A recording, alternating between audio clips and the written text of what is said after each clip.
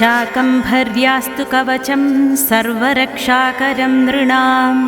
यन्न कस्यचिदाख्यातं तन्मे कथय षण्मुख। स्कन्द उवाच शक्रशाकम्भरी देव्या कवचं सिद्धिदायकं कथयामि महाभागः शृणु सर्वशुभावहम्। अस्य श्रीशाकम्भरी कवचस्य स्कन्दर्षिः शाकम्भरी देवता अनुष्टुप् छन्दः चतुर्विधपुरुषार्थसिद्ध्यर्थे जपे विनियोगः। ध्यानम् शूलं खड्गं च डमरुं दधानाम भयप्रदं सिंहासनस्थां ध्यायामि देवी शाकम्भरीमहम्। अथ कवचम् शाकम्भरी शिरः पातु नेत्रे मे रक्तदन्तिका कर्णोरमे नन्दजः पातु नासिकां पातु पार्वती ओष्ठौ पातु महाकाली महालक्ष्मीश्च मे मुखं महासरस्वती जिह्वां चामुण्डावतु मे रदां कालकण्ठसती कण्ठं भद्रकाली करद्वयं हृदयं पातु कौमारी कुक्षिं मे पातु वैष्णवी नाभिं मेऽवतु वाराही ब्राह्मी पार्श्वे ममावतु पृष्ठं मे नारसिंही च योगीशा पातु मे कटिम् ऊरु मे पातु वामोरुर्जानुनी जगदम्बिका जङ्घे मे चण्डिकां पातु पादौ मे पातु शाम्भवी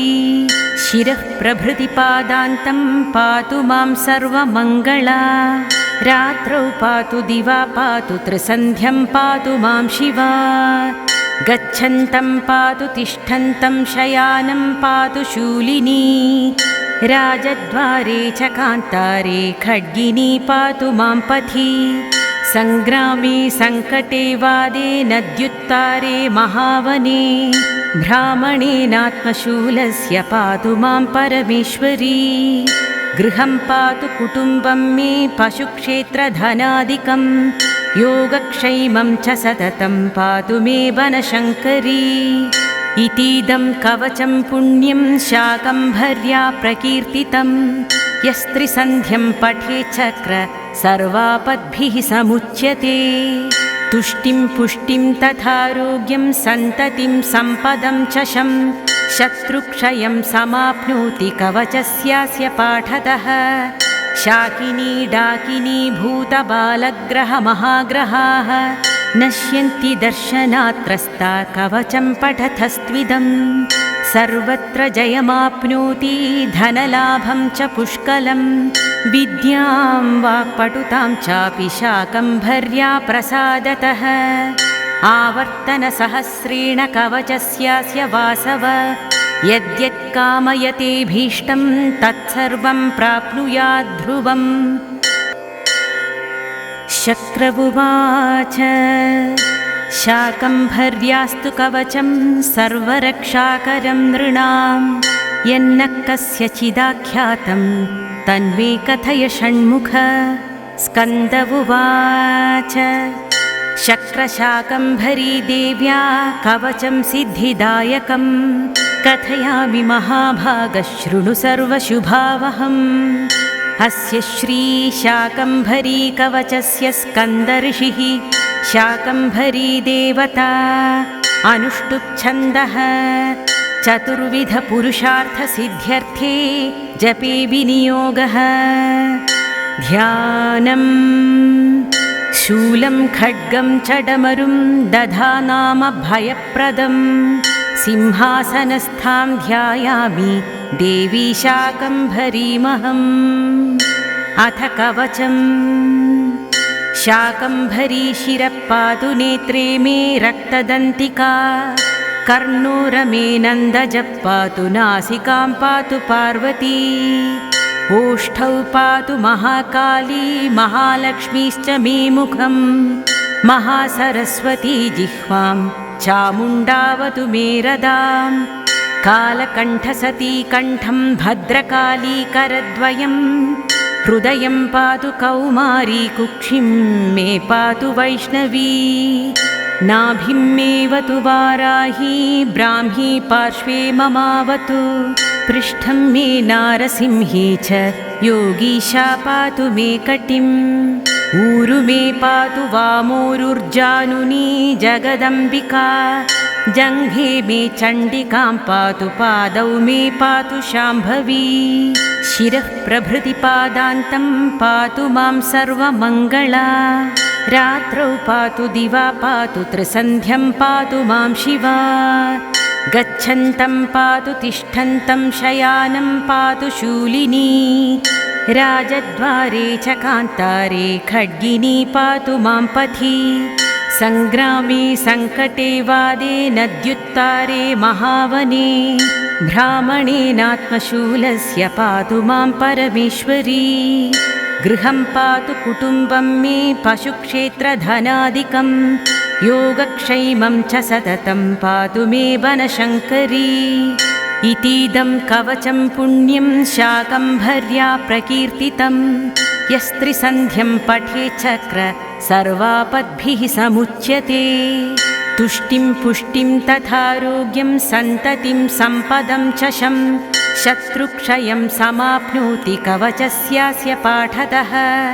शाकिनी डाकिनी भूतबालग्रहमहाग्रहाः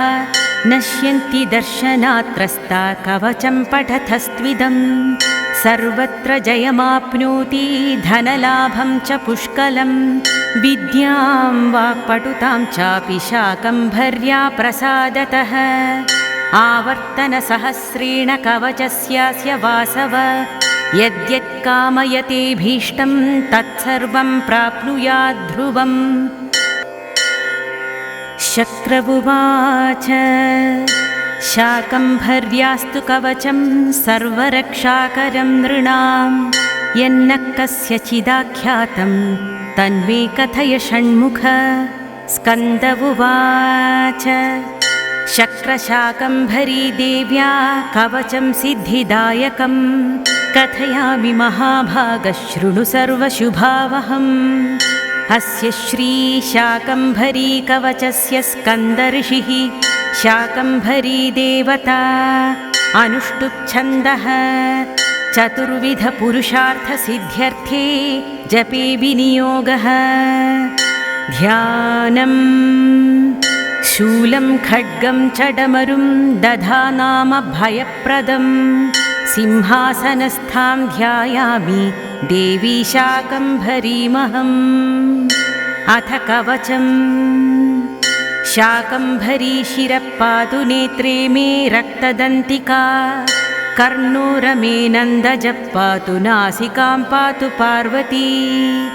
ओष्ठौ पातु महाकाली महालक्ष्मीश्च मे मुखं महासरस्वती जिह्वां चामुण्डावतु मे रदां कालकण्ठसती कण्ठं भद्रकाली करद्वयं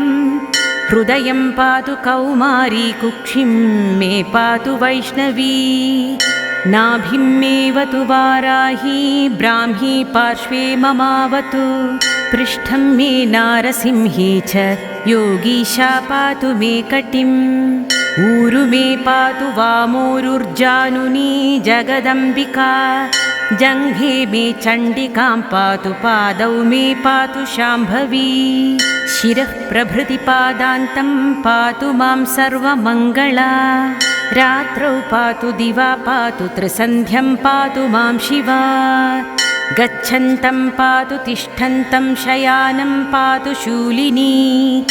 राजद्वारे च कान्तारे खड्गिनी पातु मां पथि सङ्ग्रामे सङ्कटे वादे नद्युत्तारे महावने ब्राह्मणेनात्मशूलस्य पातु मां परमेश्वरी गृहं पातु कुटुम्बं मे पशुक्षेत्रधनादिकं योगक्षैमं च सततं पातु मे वनशङ्करी इतीदं कवचं पुण्यं शाकम्भर्या प्रकीर्तितं यस्त्रिसन्ध्यं पठे चक्र सर्वापद्भिः समुच्यते तुष्टिं पुष्टिं तथारोग्यं सन्ततिं सम्पदं च शत्रुक्षयं समाप्नोति कवचस्यास्य पाठतः शाकिनी डाकिनी भूतबालग्रहमहाग्रहाः नश्यन्ति दर्शनात्रस्ता कवचं पठतस्त्विदम् सर्वत्र जयमाप्नोति धनलाभं च पुष्कलं विद्यां वाक्पटुतां चापि शाकम्भर्या प्रसादतः आवर्तनसहस्रेण कवचस्यास्य वासव यद्यत् कामयतेऽभीष्टं तत्सर्वं प्राप्नुयात् ध्रुवम्। शक्र उवाच शाकम्भर्यास्तु कवचं सर्वरक्षाकरं नृणां यन्न कस्यचिदाख्यातं तन्मे कथय षण्मुख। स्कन्द उवाच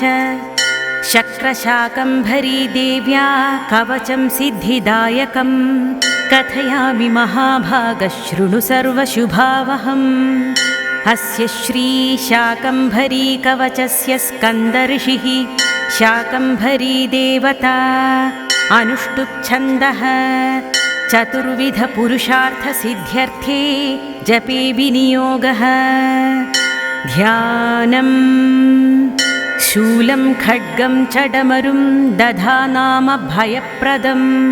सिंहासनस्थां ध्यायामि देवी शाकम्भरीमहम्। अथ कवचम् शाकम्भरी शिरः पातु नेत्रे मे रक्तदन्तिका कर्णोरमे नन्दजः पातु नासिकां पातु पार्वती ओष्ठौ पातु महाकाली महालक्ष्मीश्च मे मुखम् महासरस्वती जिह्वां चामुण्डावतु मे रदां कालकण्ठसती कण्ठं भद्रकाली करद्वयं हृदयं पातु कौमारी कुक्षिं मे पातु वैष्णवी नाभिं मेऽवतु वाराही ब्राह्मी पार्श्वे ममावतु पृष्ठं मे नारसिंही च योगीशा पातु मे कटिम् ऊरु मे पातु वामोरुर्जानुनी जगदम्बिका जङ्घे मे चण्डिकां पातु पादौ मे पातु शाम्भवी शिरः प्रभृति पादान्तं पातु मां सर्वमङ्गला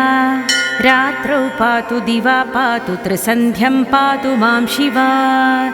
गच्छन्तं पातु तिष्ठन्तं शयानं पातु शूलिनी राजद्वारे च कान्तारे खड्गिनी पातु मां पथि सङ्ग्रामे सङ्कटे वादे नद्युत्तारे महावने ब्राह्मणेनात्मशूलस्य पातु मां परमेश्वरी गृहं पातु कुटुम्बं मे पशुक्षेत्रधनादिकं योगक्षैमं च सततं पातु मे बनशङ्करी इतीदं कवचं पुण्यं शाकम्भर्या प्रकीर्तितं यस्त्रिसन्ध्यं पठेत् चक्र सर्वापद्भिः समुच्यते तुष्टिं पुष्टिं तथारोग्यं सन्ततिं सम्पदं च शत्रुक्षयं समाप्नोति कवचस्यास्य पाठतः शाकिनी डाकिनी भूतबालग्रहमहाग्रहाः नश्यन्ति दर्शनात्रस्ता कवचं पठतस्त्विदम् सर्वत्र जयमाप्नोति धनलाभं च पुष्कलं विद्यां वाक्पटुतां चापि शाकम्भर्या प्रसादतः आवर्तनसहस्रेण कवचस्यास्य वासव यद्यत् कामयतेऽभीष्टं तत्सर्वं प्राप्नुयात् ध्रुवम्। शक्र उवाच शाकम्भर्यास्तु कवचं सर्वरक्षाकरं नृणां यन्न कस्यचिदाख्यातं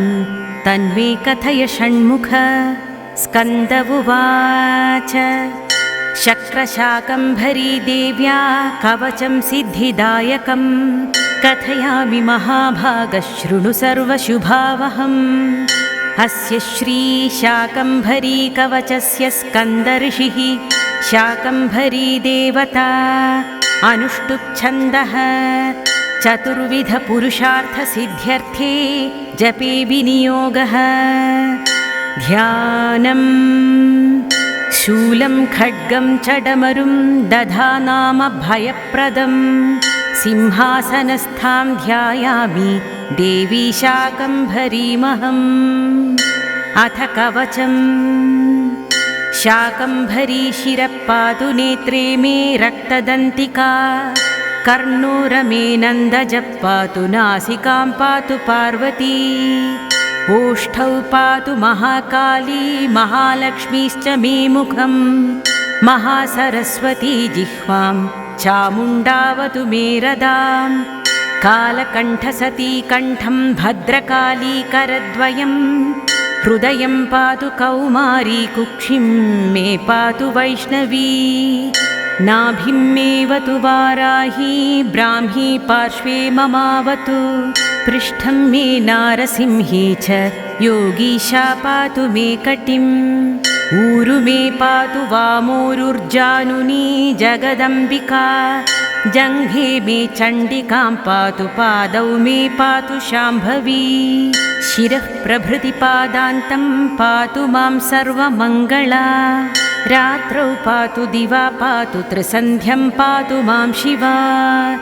गच्छन्तं पातु तिष्ठन्तं शयानं पातु शूलिनी, राजद्वारे च कान्तारे खड्गिनी पातु मां पथि, सङ्ग्रामे सङ्कटे वादे नद्युत्तारे महावने, ब्राह्मणेनात्मशूलस्य पातु मां परमेश्वरी, गृहं पातु कुटुम्बं मे पशुक्षेत्रधनादिकं, योगक्षैमं च सततं पातु मे बनशङ्करी, इतीदं कवचं पुण्यं शाकम्भर्या प्रकीर्तितं, यस्त्रिसन्ध्यं पठेत् चक्र सर्वापद्भिः समुच्यते, तुष्टिं पुष्टिं तथारोग्यं सन्ततिं सम्पदं च शं, शत्रुक्षयं समाप्नोति कवचस्यास्य पाठतः, शाकिनी डाकिनी भूतबालग्रहमहाग्रहाः, नश्यन्ति दर्शनात्रस्ता कवचं पठतस्त्विदम्, सर्वत्र जयमाप्नोति धनलाभं च पुष्कलं, विद्यां वाक्पटुतां चापि शाकम्भर्या प्रसादतः, आवर्तनसहस्रेण कवचस्यास्य वासव, यद्यत् कामयतेभीष्टं तत्सर्वं प्राप्नुयात् ध्रुवम्। शक्र उवाच शाकम्भर्यास्तु कवचं सर्वरक्षाकरं नृणां, यन्न कस्यचिदाख्यातं तन्मे कथय षण्मुख। स्कन्द उवाच शक्रशाकम्भरी देव्या कवचं सिद्धिदायकं, कथयामि महाभागः शृणु सर्वशुभावहम्। अस्य श्रीशाकम्भरी कवचस्य स्कन्दऋषिः शाकम्भरी देवता अनुष्टुप्छन्दः, चतुर्विधपुरुषार्थसिद्ध्यर्थे जपे विनियोगः। ध्यानम् शूलं खड्गं च डमरुं दधानाम भयप्रदम्, सिंहासनस्थां ध्यायामि देवी शाकम्भरीमहम्। अथ कवचम्। शाकम्भरी शिरः पातु नेत्रे मे रक्तदन्तिका, कर्णोरमे नन्दजः पातु नासिकां पातु पार्वती, ओष्ठौ पातु महाकाली महालक्ष्मीश्च मे मुखं, महासरस्वती जिह्वां चामुण्डावतु मे रदाम्। कालकण्ठसती कण्ठं भद्रकाली करद्वयम्, हृदयं पातु कौमारी कुक्षिं मे पातु वैष्णवी, नाभिं मेऽवतु वाराही ब्राह्मी पार्श्वे ममावतु, पृष्ठं मे नारसिंही च योगीशा पातु मे कटिम्, ऊरु मे पातु वामोरुर्जानुनी जगदम्बिका, जङ्घे मे चण्डिकां पातु पादौ मे पातु शाम्भवी, शिरः प्रभृति पादान्तं पातु मां सर्वमङ्गला, रात्रौ पातु दिवा पातु त्रिसन्ध्यं पातु मां शिवा, गच्छन्तं पातु तिष्ठन्तं शयानं पातु शूलिनी, राजद्वारे च कान्तारे खड्गिनी पातु मां पथि, सङ्ग्रामे सङ्कटे वादे नद्युत्तारे महावने ब्राह्मणेनात्मशूलस्य पातु मां परमेश्वरी गृहं पातु कुटुम्बं मे पशुक्षेत्रधनादिकं योगक्षैमं च सततं पातु मे वनशङ्करी इतीदं कवचं पुण्यं शाकम्भर्या प्रकीर्तितं यस्त्रिसन्ध्यं पठेच्चक्र सर्वापद्भिः समुच्यते तुष्टिं पुष्टिं तथारोग्यं सन्ततिं सम्पदं च शत्रुक्षयं समाप्नोति कवचस्यास्य पाठतः शाकिनी डाकिनी भूतबालग्रहमहाग्रहाः नश्यन्ति दर्शनात्रस्ता कवचं पठतस्त्विदम् सर्वत्र जयमाप्नोति धनलाभं च पुष्कलं विद्यां वाक्पटुतां चापि शाकम्भर्या प्रसादतः आवर्तनसहस्रेण कवचस्यास्य वासव यद्यत् कामयतेभीष्टं तत्सर्वं प्राप्नुयात् ध्रुवम् इति श्रीस्कन्दपुराणे स्कन्दप्रोक्तं शाकम्भरी कवचं सम्पूर्णम्।